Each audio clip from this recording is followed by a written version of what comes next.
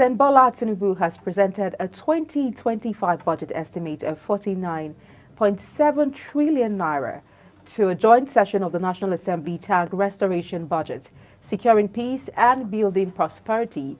President Tinubu, who arrived at the National Assembly with the Vice President Kashim Shettima for the budget presentation at 12:12 p.m., noted that the budget seeks to restore macroeconomic growth and build the economy.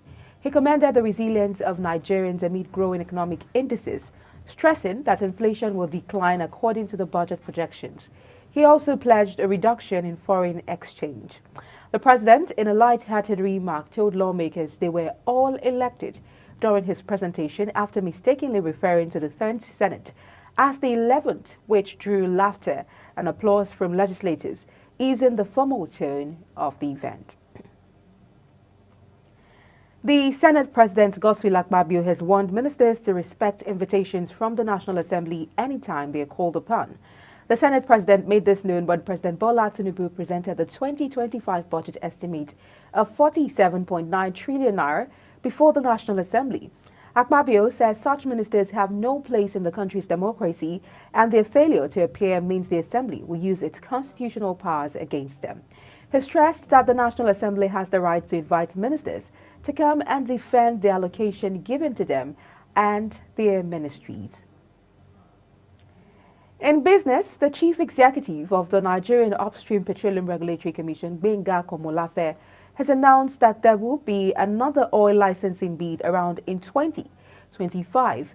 Komolafe made the statement at the 2024 licensing round commercial bid conference in Lagos. This comes as the Commission nears the end of the 2024 licensing round.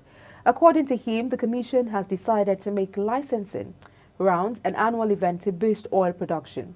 Komolafe says the 2025 round would focus on unexplored assets.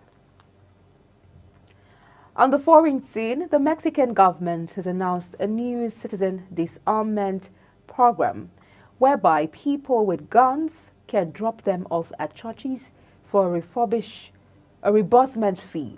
President Claudia Sheinbaum encouraged residents to participate in the Yes to Disarmament, Yes to Peace program, as assuring those skeptical that they would not be prosecuted if they gave up weapons. The president says the disarmament plan is part of the government's integral strategies for fighting crime, adding that one of its principles is to promote a culture of peace, especially in regions struggling with organized crime violence.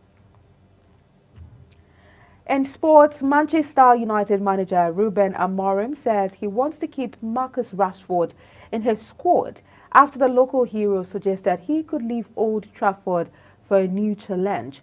The 27-year-old, who was left out of last weekend's derby against Manchester City, came through United's youth ranks and has chalked up 138 goals in 426 appearances for the club since making his debut in 2016. However, he has struggled for form over the last 18 months, losing his place in England's squad for the Euros in summer. Amorim's bold decision to leave out the forward against City was followed by Rashford's interview with British journalist Henry Winter on social media on Tuesday, in which the forward revealed he was ready to end his 20-year association with United.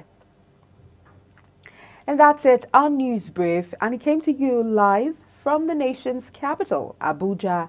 I'm Queen Agaba. Thank you for watching.